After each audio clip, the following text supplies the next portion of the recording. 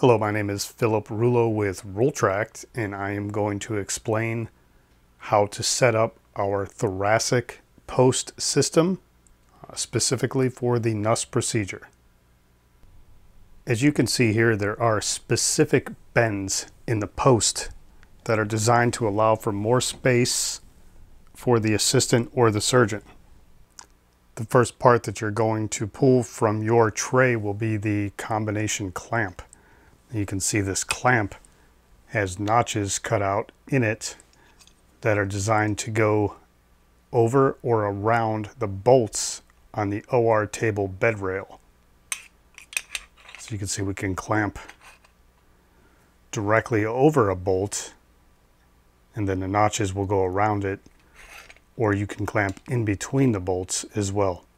What you don't want to do is actually hit a bolt. If you hit a bolt, try to clamp down on that bolt, you won't get a secure grip on the bed rail and the clamp will wobble.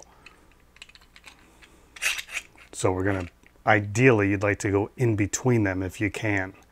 If you feel there's a bolt here, then just try to put the clamp right around the bolt. And then you go ahead and squeeze those jaws closed and tighten the knob. Okay, so go ahead and grab your clamp. Feel along the OR table bed rail to determine the best location to put your clamp. For the NUSS procedure, we like to go at the base of the neck, just above the shoulder. So I'll feel for a location of a bolt. And then ideally, I would like to clamp just before the bolt here.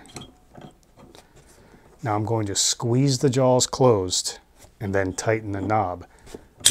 I don't want to put it on the bed rail and then turn the knob to bring the jaws together. What I want to do is squeeze the jaws closed and then tighten the knob.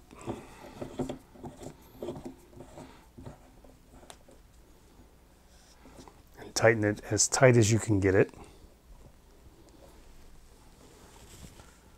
Go ahead and take your bottom post. Okay, it's important to note when placing the bottom post into the clamp, the long square part goes down and the small square part faces up.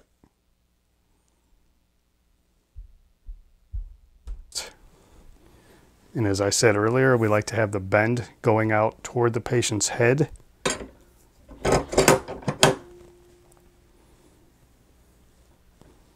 Then tighten the wing handle. Next, we will take the top post. And again, as I said earlier, I like to have this part of the bend going toward the patient's head. This allows for more space for the assistant or the surgeon. Go ahead and set that on. You may have to turn it to make sure that it seats properly. Next, we are going to take your rotating extender bar. Now, in most cases, for pediatric patients, I like to have the extender bar put on the top post in what we refer to as inverted position. In other words, upside down. If you have a large chested adult patient, you'll want to put it on the top post with the knob on the top. But in this case, for the children's hospital, I think you're probably best suited to go inverted. Now you'll slide this on to your top post and you'll lock it into position so that it comes out over the center of the patient's chest. As you can see here, there are detents or holes on all four sides of this top post. So it's important, once you find a position that you're comfortable with, that you tighten the knob and be sure that that knob goes into one of the detents on this top post. So you can see here it's locked into position and it will not come off. So we tightened the lock knob.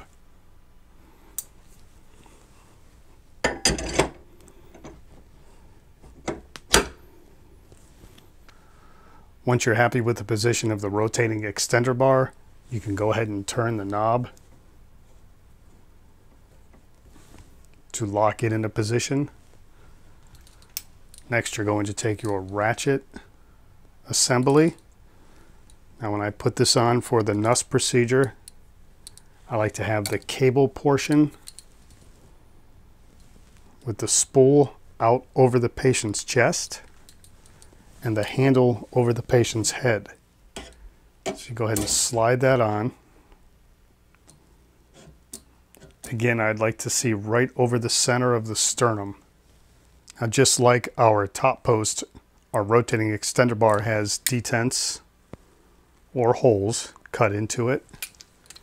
So when you slide your ratchet assembly on, you're going to want to make sure that the lock knob pin is tightened down into one of these holes. So once you are happy with the location of the ratchet assembly, go ahead and line it up. You can see I line it up with the marks here, and then I turn the lock knob and tighten it all the way down so it doesn't come off. Now, if for some reason I'm not into a detent, that lock knob will only tighten to that point, as you can see. So if I line it up with the marks, I can tighten it so the lock knob goes all the way down. Now it will not come off. Once you find the location that you are happy with for your ratchet assembly on the rotating extender bar, go ahead and tighten it into place.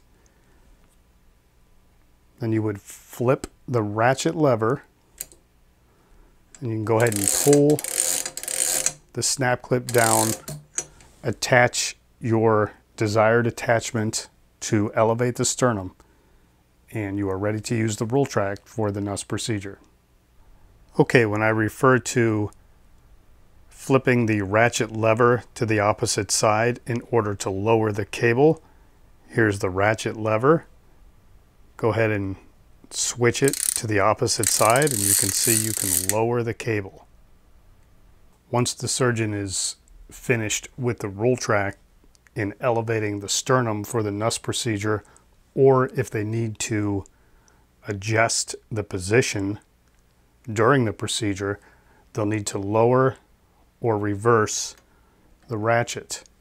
Now, to do this, you can see that now this ratchet is actually under tension, meaning it's elevating the sternum. Go ahead and try to turn this. You'll see that it will not turn in both directions. No matter how hard I pull here, this isn't going to turn. So I turn it in the direction it will move. You can see I could turn it this way, and you can hear it clicking, but you cannot turn it the opposite direction. So what you'll want to do is turn it in the direction it will move with one hand. Do not let go of this handle. And then as you're turning it in the direction it will move, go ahead and switch the lever to the opposite side and then slowly lower the sight. Now, if it needs to be elevated again, switch the lever to the opposite side and go ahead and elevate. Now, if I want to lower it, I can see that I can't move it in this direction, so I'm going to move it in the direction it will move, and I'm holding it, releasing by switching the lever, and then go ahead and lower the sight.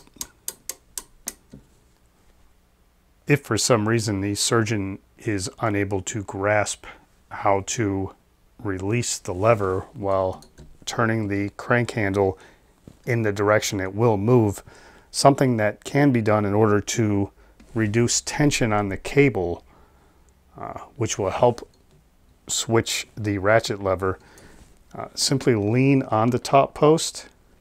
You can see as I'm leaning on the top post, you can see the tension in the cable is reduced significantly. Once you reduce that tension, I would still suggest holding the handle and then flipping the lever, slowly lowering the sight. Okay, once the surgeon is finished using the Rultract to elevate the sternum for the NUSS procedure, we are ready to remove it from the OR table. To do so, the first thing to do would be to wind the cable.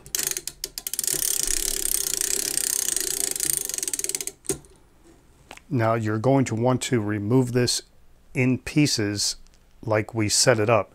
Reason being, there's a lot of weight on the end of this top post.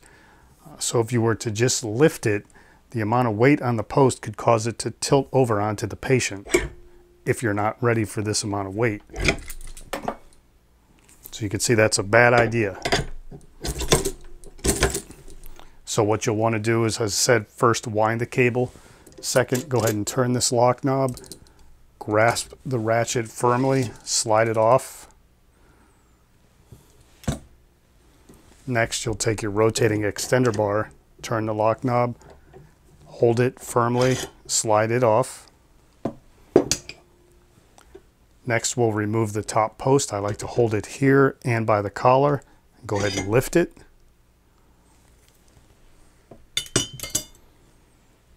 And then want to remove the post from the clamp, so you'll turn the wing handle. Go ahead and slide this up.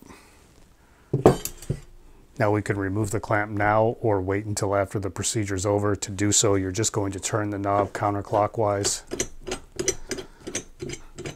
Sometimes because of the amount of force that the retractor was under, the clamp jaws may stick together. If so, just kind of shake it. They'll pop free. Go ahead and remove it.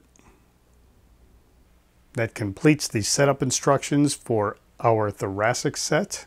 If you should have any questions, please contact me via email or phone.